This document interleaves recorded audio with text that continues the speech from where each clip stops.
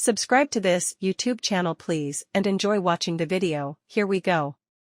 Only one of last year's EFL Cup finalists can enter the pot for the 2023-24 quarter-final draw, as Manchester United renew hostilities with Newcastle United in Wednesday's fourth-round battle at Old Trafford. Ten Hag's men put 3 past Crystal Palace without reply to cruise into the last 16, while the Magpies ended Manchester City's quadruple hopes with a memorable 1-goal triumph.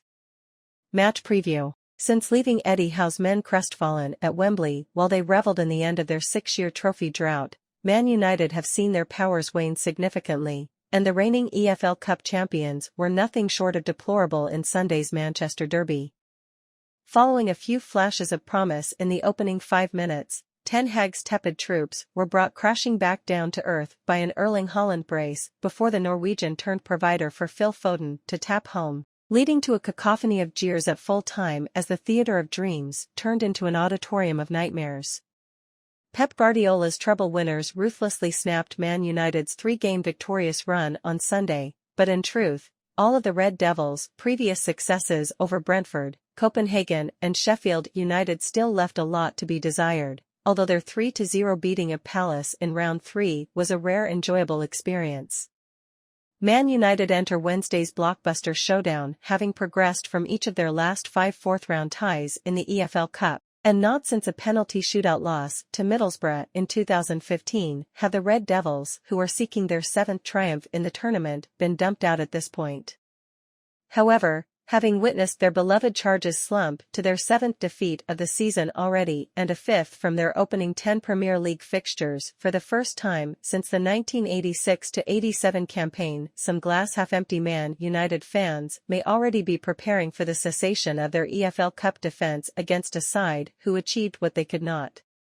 Indeed, Man United could have done worse than to ask Newcastle or indeed Arsenal and Wolverhampton Wanderers for a few pointers on how to deal with Man City, whose EFL Cup dreams came to a swift end at the hands of House hopefuls in round 3, where Alexander Isak produced the pivotal moment.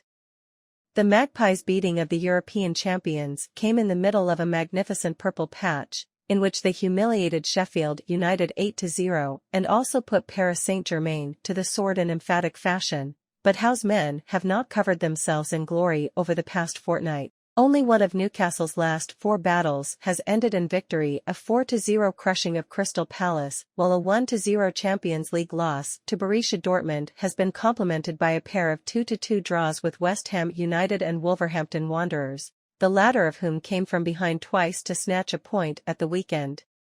Failure to cling on to their slender leads against Wolves means that Newcastle head to Old Trafford with just 1 win to show from their last 6 away matches, but the Magpies have not been beaten in an EFL Cup fourth-round tie since the 2004-2005 campaign, prevailing in each of their last 9 contests at this stage. Defeat at Wembley in the 2022-23 showpiece stretched Newcastle's winless run against Man United to 7 matches. But the first half of their revenge mission was completed at St James Park only a few weeks later in a thoroughly deserved 2-0 success. Part 2 now involves attempting to dethrone their off-colour Carabao conquerors.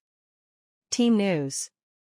As was the case against Manchester City, all of Luke Shaw, muscle, Amad Diallo, knee, Tyrell Malacia, knee, and Lisandro Martinez, foot, will be absent for the Red Devils on Wednesday, while Jadon Sancho has now spent 2 months ostracised from the main group of players.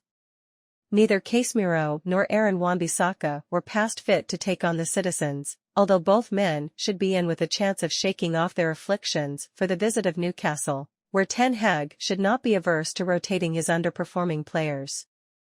Raphael Varane, Sergio Reguilon, Mason Mount, Alejandro Garnacho, and a fit-again Kobbie Mainoo could all offer something different. But having given Andre Onana the nod against Palace, Ten Hag seems set to stick with the Cameroonian over Altay Bayindir.